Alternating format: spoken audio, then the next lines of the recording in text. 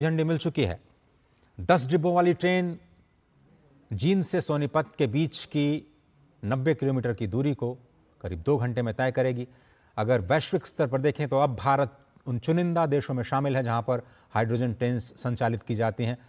और अक्सर हमने देखा है कि जो विदेशी ट्रेन्स हैं उनमें 2 या 3 कोचेज ही होते हैं। भारत में ये सबसे लंबी ट्रेन 10 कोचों वाली चलाई गई है। लगभग 2600 यात्रियों की क्षमता होगी। हाइड्रोजन फ्यूल सेल से बिजली उत्पादन किया जाएगा और डिजाइन ऐसी की गई है कि इसकी जो रफ्तार है, उसकी जो स्पीड है वो करीब 110 किलोमीटर प्रति घंटा। लेकिन आपने देखा होगा कि ये जो दूरी है 90 किलोमीटर की, वो 2 घंटे में तय की जा रही है, यानी अभी इसकी स्पीड कम रखी गई है। इसको भारतीय ट्रैक्स पर संचालित किया जा रहा है। पायलट प्रोजेक्ट है, देश की पहली हाइड्रोजन ट्रेन। इसके सफल संचालन के बाद ऐसे रूट्स जहां पर इलेक्ट्रिफिकेशन नहीं हुआ है वहां पर हाइड्रोजन ट्रेन को चलाया जाएगा। होगा इससे यह कि जो डीजल पर निर्भरता है, और अभी बहुत बड़ा शेयर नहीं है डीजल ट्रेन्स का हमारे देश में, उसको रिप्लेस करने में मदद मिलेगी, कार्बन उत्सर्जन घटेगा। और भारतीय रेलवे ने 2070 से बहुत पहले नेट जीरो का जो लक्ष्य रखा है, उस दिशा में भारत को अब मिल चुका है अपना खुद का मेक इन इंडिया, आत्मनिर्भर भारत को मजबूती प्रदान करने वाला एक ऐसा तंत्र जिसे अब आप जानेंगे हाइड्रोजन ट्रेन के तौर पर। और आज भारत उन चुनिंदा विकसित देशों की कड़ी में शामिल हो चुका है जहां पर अत्याधुनिक सुरक्षा प्रणालियों के साथ इस नई नमो ग्रीन ट्रेन का संचालन किया जाएगा। आपको बताएं कि इस ट्रेन में कई आधुनिक सुरक्षा प्रणाली लगाई गई हैं, जैसे कि हाइड्रोजन गैस लीक डिटेक्टर। जैसे ही कोई लीकेज होता है तुरंत डिटेक्ट कर लिया जाएगा उसको। आग और धुएं का पता लगाने वाले जो अल्ट्रा सेंसिटिव सेंसर्स हैं वो भी इसमें लगाए गए हैं। तापमान की निगरानी करने वाले सिस्टम्स हैं। किसी भी तरह की परेशानी को रोकने के लिए सुरक्षा सुनिश्चित की गई है। हाइड्रोजन कैसे आती है, तो जींद में पहले से ही ग्रीन हाइड्रोजन उत्पादन संयंत्र स्थापित किया गया है और वहां पर इलेक्ट्रोलाइसिस के जरिए पानी को हाइड्रोजन और ऑक्सीजन में विभाजित किया जाएगा। हाइड्रोजन को इकट्ठा किया जाएगा और उसके बाद हाइड्रोजन टैंक्स में उसको फिल किया जाएगा और उससे ही बिजली बनाई जाएगी, जिससे कि ये ट्रेन चलेगी। इसका जो बाई प्रोडक्ट है वो केवल वाटर वेपर है, यानी केवल पानी की भाप। प्रदूषण बिल्कुल नहीं, जीरो प्रदूषण। ट्रेन में बड़े बड़े हाइड्रोजन टैंक्स, जिनकी तस्वीरें हमने आपको दिखाई। प्रधानमंत्री नरेंद्र मोदी ने इस देश में ग्रीन हाइड्रोजन मिशन की शुरुआत की और उसी के तहत ये हाइड्रोजन पावर्ड ट्रेन आज देश में संचालित की जा रही है। और वर्षों के अनुसंधान, परीक्षण और भारतीय रेलवे के स्वदेशी विकास यानी मेक इन इंडिया का यह परिणाम। इसका उद्देश्य डीजल ट्रेन की तरह जगह एक स्वच्छ, कम प्रदूषण वाला विकल्प विकसित करना है। और इस ट्रेन के मानक जो हैं वो research design and standard organisation RSDO ने तय किए। ट्रेन का निर्माण चेन्नई के इंटीग्रल कोच फैक्ट्री में किया गया और भारत में ही इसे डिजाइन किया गया, भारत में ही विकसित किया गया और यह कंप्लीटली इंडिजिनियस परियोजना के तौर पर हमारे सामने है। तो आज का दिन बहुत ही ऐतिहासिक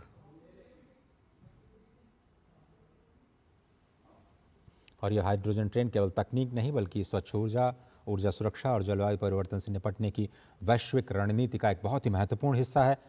भारत जैसे देश के लिए जहां पर अधिकांश रेलवे नेटवर्क का विद्युतीकरण हो चुका है, आपको बताया मैंने, लेकिन कुछ मार्ग अभी भी हैं जहां पर डीजल की निर्भरता है, जहां पर इलेक्ट्रिफिकेशन नहीं हुआ है। और हाइड्रोजन ट्रेन एक बहुत ही प्रभावी और पर्यावरण अनुकूल समाधान बन सकती है। भारत, जैसा कि आप देख रहे हैं कि स्वदेशी तकनीक विकसित करने में सफल हो चुका है, तो ये वैश्विक हरित परिवहन यानी जो ग्रीन मोबिलिटी है, जिसकी पूरी दुनिया में इस वक्त चर्चा हो रही है, इसमें भी एक प्रमुख भूमिका निभा सकता है। और ये टेक्नोलॉजी भारत के बाहर भी शेयर करने के लिए भारत बिल्कुल तैयार नजर आता है। तो पहली बात, ये दुनिया की पहली जो व्यावसायिक हाइड्रोजन ट्रेन है। आपको बताएं कि फ्रांस में शुरू की गई थी, कोरोडिला आइलैंड, और एक बार हाइड्रोजन भरने के बाद इसे 1000 किलोमीटर तक चलाया जा सकता है। लगभग गति 140। ये दुनिया की पहली हाइड्रोजन ट्रेन है, उसकी हम बात कर रहे हैं। और ट्रेन के संचालन के दौरान केवल पानी की भाप निकलती है। हाइड्रोजन का उत्पादन जो है वो ग्रीन हाइड्रोजन से किया जाए तो पूरी की पूरी जो परिवहन श्रृंखला है वो कार्बन मुक्त हो सकती है। अभी इलेक्ट्रोलिसिस प्रोसेस में थोड़ा सा प्रदूषण ज़रूर होता है, लेकिन अगर इसको ग्रीन हाइड्रोजन के ज़रिए बनाया जाए, इस हाइड्रोजन के उत्पादन को सुनिश्चित किया जाए, इलेक्ट्रोलिसिस प्रक्रिया का वो न किया जाए,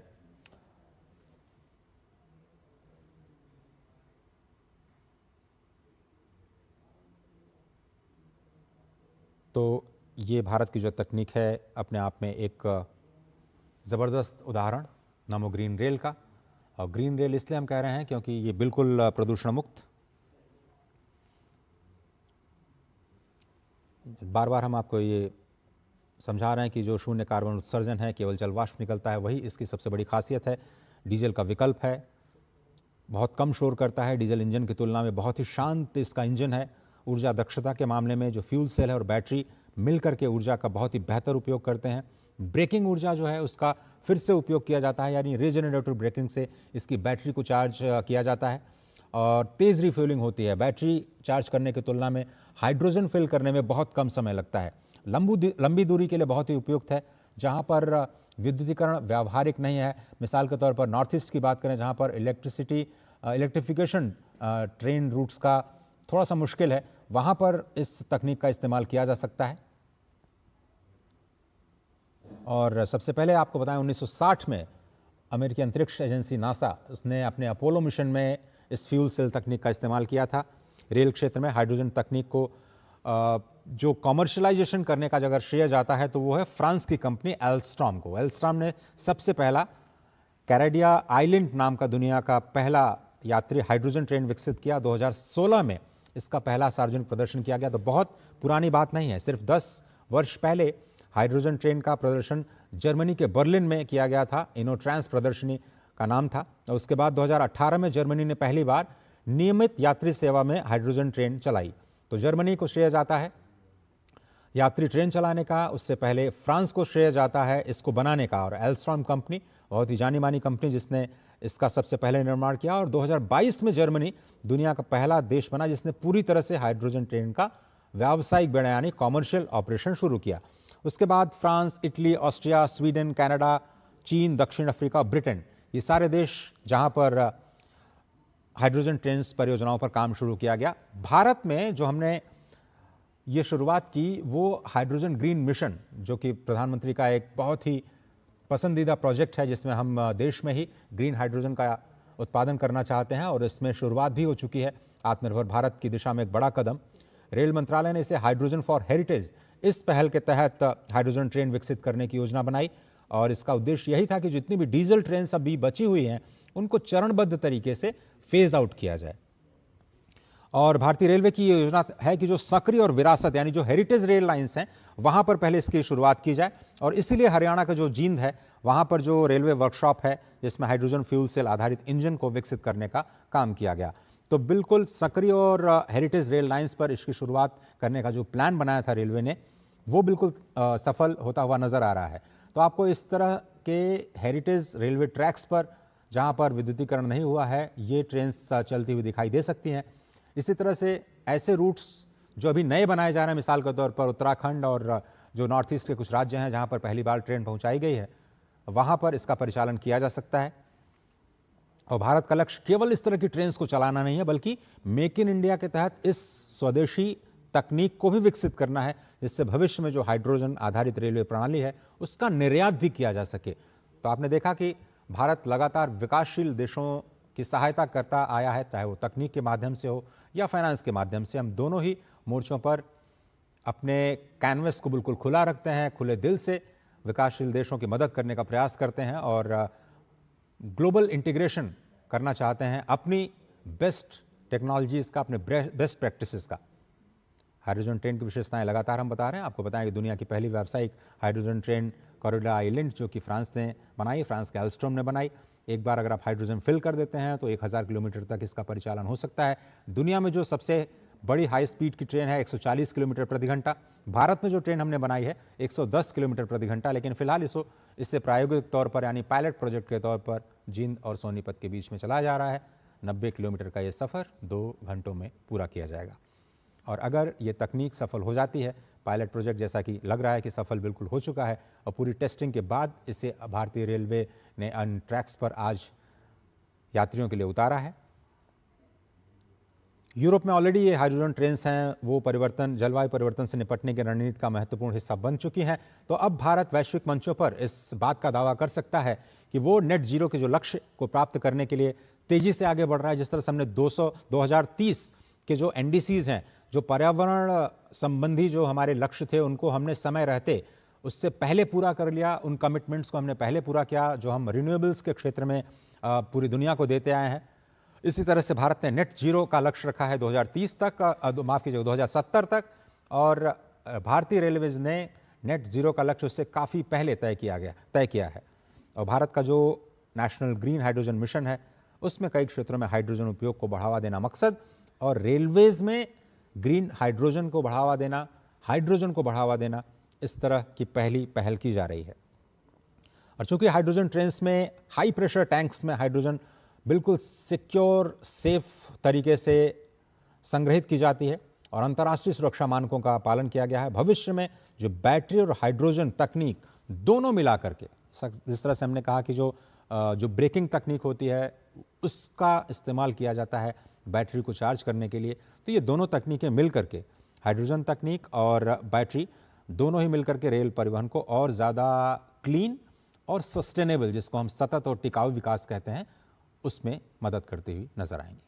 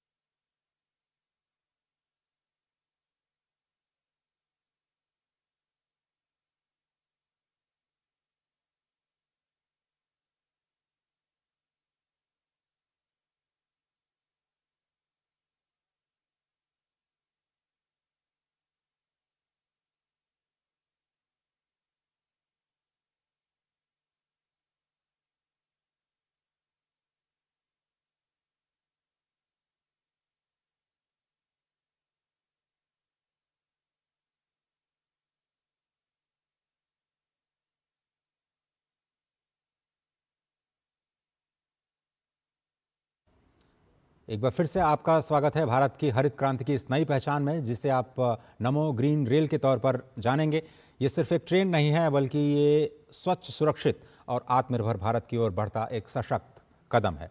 भारतीय रेलवे का लक्ष्य, जिस तरह से हम आपको बता रहे हैं कि 2030 तक नेट जीरो कार्बन उत्सर्जन का लक्ष्य हासिल किया जाए, नमो ग्रीन रेल उसी लक्ष्य को गति देने वाला एक महत्वपूर्ण पहल है। एक बहुत ही सशक्त पहचान भारत में आत्मनिर्भर भारत अभियान को बढ़ावा देने के लिए, मेक इन इंडिया को बढ़ावा देने के लिए 2070 तक देश का लक्ष्य है नेट जीरो का, 2030 तक भारतीय रेलवेज का है लक्ष्य नेट जीरो होने का, यानी जितना प्रदूषण वो करते हैं उतना रिन्यूएबल्स वो खुद प्रोड्यूस करें, नेट जीरो उसी स्थिति को कहते हैं। स्वच्छ ऊर्जा, आधुनिक तकनीक और पर्यावरण संरक्षण, ये तीन स्तंभ हैं। इस पूरे समन्वय के साथ ये भविष्य के रेल परिवहन की नई दिशा दिखाई दे रही है, क्योंकि ये तकनीक भारत में विकसित की गई है, ये रेल के डिब्बे भारत में विकसित किए गए हैं और इस तकनीक को बनाने वाले इंजीनियर्स भी भारत के ही हैं। पूरी तरह से स्वदेशी और ऊर्जा दक्ष तकनीक, यानी जो एनर्जी एफिशिएंट टेक्नोलॉजी है उसका इस्तेमाल इसमें किया जा रहा है, और ग्रीन हाइड्रोजन जैसे इनोवेशंस को प्रयोग करके प्रदूषण कम करने और ऊर्जा सुरक्षा को सुनिश्चित करने के लिए ये महत्वपूर्ण कदम। और आप देख रहे हैं प्रधानमंत्री नरेंद्र मोदी जिस मिशन को लेकर के आगे बढ़ रहे हैं, जिस ग्रीन मिशन पे उनका इतना बड़ा फोकस है कि वो बड़े इन्वेस्टमेंट लाना चाहते हैं, पूरी दुनिया में इस बात को बार बार कहते हैं कि भारत नेट ज़ीरो की तरफ जा रहा है, आप हमारे साथ तकनीक, हमारे साथ फाइनेंस शेयर करिए, और निवेशकों का आह्वान करते हैं भारत के ग्रीन हाइड्रोजन और ग्रीन मोबिलिटी में इन्वेस्ट करने के लिए जहां भी वो जाते हैं। आज एक बार देश को ये कहने का मौका मिल गया है कि भारत स्वयं से उस तकनीक को डेवलप कर सकता है जो उसकी ऊर्जा आत्मनिर्भरता की दिशा में एक बहुत ही महत्वपूर्ण कदम है, और भारत ये भी चाहता है कि वो अपने समकक्ष या जो विकासशील देश हैं उनकी भी मदद करे। नमो ग्रीन रेल केवल यात्रियों को एक स्थान से दूसरे स्थान पर नहीं पहुंचाएगी, बल्कि एक ऐसे भारत का संदेश देती है जो लगातार विकास और पर्यावरण को तरजीह देता है, दोनों को साथ लेकर के चलते हैं, पर्यावरण की सुरक्षा और विकास, यानी विरासत भी और विकास भी। अभी बहुत सारे प्रोग्राम्स हैं आज प्रधानमंत्री नरेंद्र मोदी के, जिसमें वो अमृत स्टेशंस का अनावरण करेंगे, जिसमें 75 जो स्टेशंस हैं उनको अत्याधुनिक सुविधाओं के साथ लैस किया गया है, और वहाँ भी हेरिटेज का ख्याल रखा गया है। विरासत को संभाल के रखना, पर्यावरण को संभाल के रखना, प्रकृति का संरक्षण करना, ये भारत की आत्मा के मूल में है, और इसीलिए हम जब भी विकास के रास्ते पर चलते हैं तो इस बात का ख्याल रखते हैं कि हम सबके हितों को ध्यान में रखें, सबको साथ लेकर के चलें, किसी को भी कोई कष्ट ना हो, प्रकृति को संरक्षित किया जाए और देश का विकास भी हो। तो ये जो नमो ग्रीन रेल है वो एक ग्रीन थिंकिंग, एक हरित सोच, आधुनिक तकनीक, मॉडर्न टेक्नोलॉजी और विकसित भारत की नई रफ्तार है। इस हरित अभियान का हिस्सा आज भारतीय रेल बन चुका है। 2070 तक देश के नेट जीरो और 2030 तक अपने खुद के भारतीय रेलवे के खुद के नेट जीरो के लक्ष्य को हासिल करने के लिए इस ग्रीन मिशन का एक बहुत बड़ा पड़ाव आज हरियाणा के जींद स्टेशन में आप देख रहे हैं। प्रधानमंत्री नरेंद्र मोदी के साथ हरियाणा के मुख्यमंत्री और भारत के रेल मंत्री अभिवादन करते हुए इस तकनीक का, उन सभी दक्ष इंजीनियर्स का, हमारे वैज्ञानिकों का जिन्होंने इस मुकाम को हासिल किया, जो पर्यावरण और विकास दोनों को साथ लेकर के चलते हैं और दुनिया को दिखाते हैं कि भारत सक्षम है उन सभी तकनीकों को विकसित करने के लिए जो भारत के विकास के लिए, विकसित भारत के लिए अत्यंत आवश्यक है।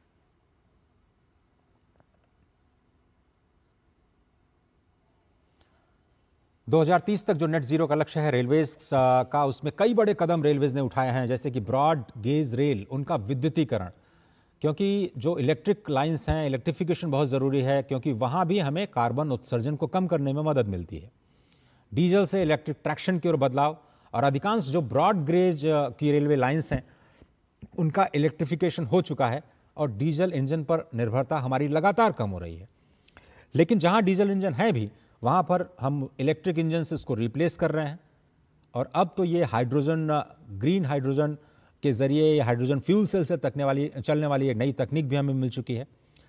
हाँ, आपने देखा होगा स्टेशंस पर सोलर और जो विंड एनर्जी है उसका उपयोग किया जा रहा है। रेलवे स्टेशंस, उनकी खाली ज़मीन पर सोलर प्लांट्स लगाए जा रहे हैं।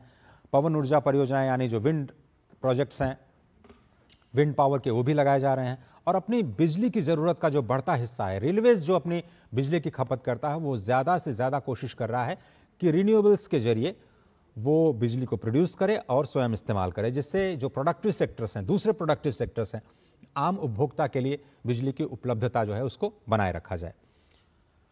और जो एनर्जी एफिशिएंट तकनीक है उसका इस्तेमाल किया जा रहा है, जैसे कि 3 phase electric locomotive, regenerative braking तकनीक, जिसको हम बार बार कह रहे हैं कि ब्रेक्स जब आप लगाते हैं तो वो रीजनरेटिव ब्रेकिंग तकनीक ब्रेक लगाने पर ऊर्जा वापस बिजली को पैदा करने के लिए इस्तेमाल की जाती है। और सभी स्टेशंस पर LED लाइट्स लगाई गई हैं। ये सब कुछ कार्बन उत्सर्जन को कम करने के लिए और ग्रीन मिशन को हासिल करने के लिए, नेट जीरो को हासिल करने के लिए। जो हेड ऑन जनरेटर्स हैं, कई ट्रेन में जो डीजल जनरेटर्स हैं उनकी जगह हेड ऑन जनरेटर्स का इस्तेमाल किया गया है, जिसमें इलेक्ट्रिक इंजन से बिजली मिलती है, डीजल की खपत कम होती है, प्रदूषण कम होता है। और इसी कड़ी में भारतीय रेलवे ने स्वदेशी हाइड्रोजन फ्यूल सेल की ट्रेन विकसित की, और इसी का उद्देश्य है डीजल ट्रेन का स्वच्छ विकल्प उपलब्ध कराना। खासतौर पर आपने देखा होगा कि डेडिकेटेड फ्रेट कॉरिडोर जिसकी